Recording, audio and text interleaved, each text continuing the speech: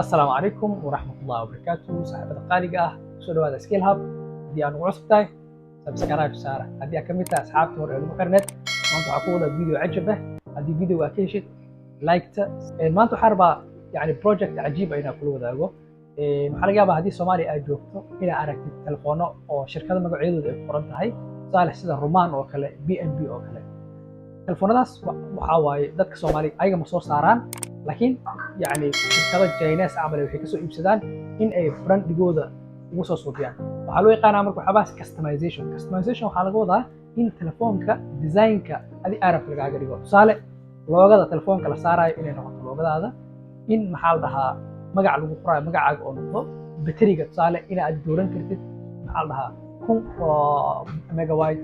2000 wax walbo qaabka inaad u dooran karto tusaale hadda waxaan rabaa inaad tuso simple labadan telefoon waxay ka mid yihiin telefoonada ugu caansan magaalada Muqdisho marka aadka loo qaato kan waxaa la dhahaa BNB kan waxaa loo yaqaanaa Roman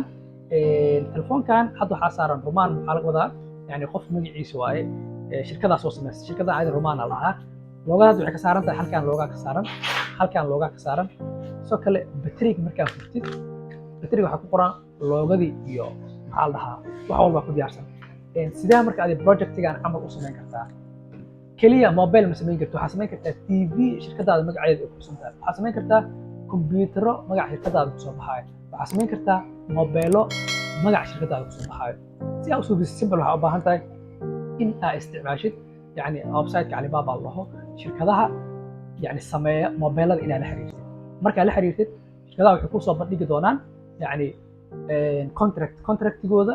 hasha meel oo cilada kaliya waxa waaye minimum order quantity ama tirada ugu yar ee alaabta aad dalban kartid mobilka marka customization ama loogadaada la soo saarayo waxay ka rabaan tusaale 10,000 oo xabo ama 5,000 oo xabo inaad dalbatid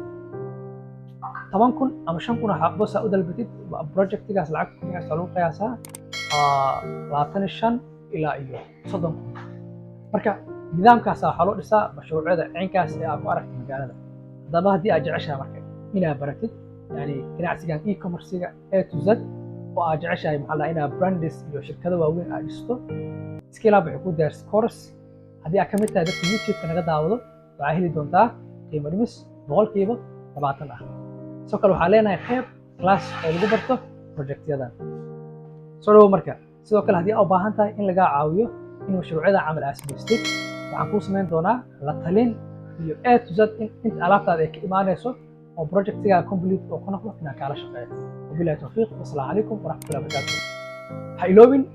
haddii aanu cusubtaa mar labaad ina follow iyo subscribe aad soo dhahay sidoo kale aanigala socotid Facebook Instagram TikTok meel walba waxaa ku qortaa Skill Hub number 1 oo ku soo boodayna anaga fast bay imaanayaan ama